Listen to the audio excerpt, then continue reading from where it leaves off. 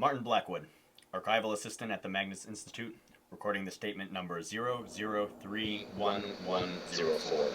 Statement of Enrique Macmillan, given the 3rd of November, 2003. I made my family disappear. According to my father, these were the last words my uncle said to him before his disappearance. When he never returned, his will was executed, and his farm was left to me, in a pretty severe state of disrepair. I never really loved digging. Too much like hard work, I always used to say, and I'm not a young man anymore. If you've never done it, I don't recommend digging holes for fence posts. I was half a dozen posts into the job when my spade struck something that didn't sound like dirt. The dull clang it came back, sent a shiver through the handle and up my arms. Curious, I widened the hole, scraping away clumps of soil until a corner of metal emerged, pitted with rust, but unmistakably the edge of a box.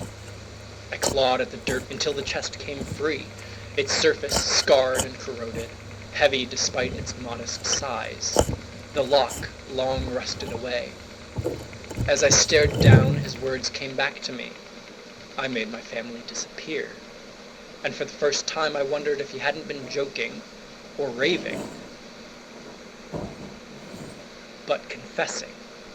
When I worked the lid open, the hinges groaned like they hadn't moved since my uncle disappeared.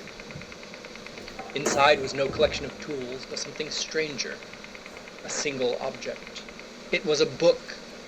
The cloth of the cover had worn away. There may have been a label at the very front, but the ink had long since faded, and I have no idea what it may have said. So I turned to the first page.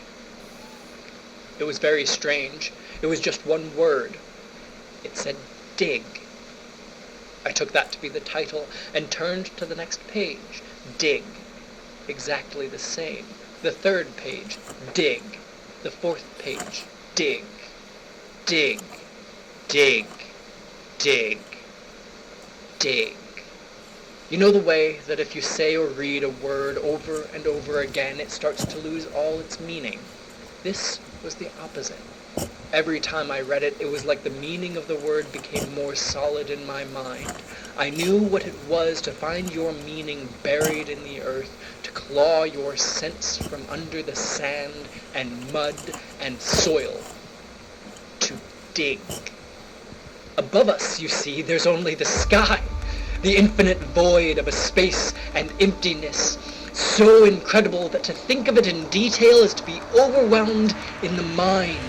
But down to the earth, through the many layers of this globe, this sphere built and crusted upon a single beating point, the center of the universe for each and every one of us. That glorious convergence from which everything, everywhere is up. To reach it, to approach that source, that rolling, molten center of it, the only thing you have to do is dig. I've dreamed of it, of course, safe and happy below, wrapped on all sides by uncounted miles of crushing, loving earth and stone. I see it and watch the passing of history build upon it, layer after layer, trapped and alone, out of air and out of light, all contained within those 3 hideous letters. Dig. In those dreams, I hold a spade. It screams when I plunge it into the weeping soil, and the voice it cries out with is my own. The soft mud begs me to stop, trying in vain to save me, and I do not listen. The pitted ruin of my shovel moves lump after lump of it, tearing it free of itself and piling it around me, sculpting my own grave, bringing the ground up to meet me where I must be buried. It fills my lungs and I am free. I am awake. The shovel is in my hand and the book is open to its chapter and verse. Dig. In the moments without the shovel, without the torn ground, I have tried to find out more about the book, maybe even get rid of it.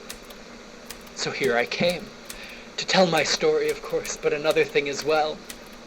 There is something here, you see, something to be dug up, rooted out, buried within, a hollow space that all eyes point towards, and I intend to reach it. If my fingers don't give out first, I know where to dig.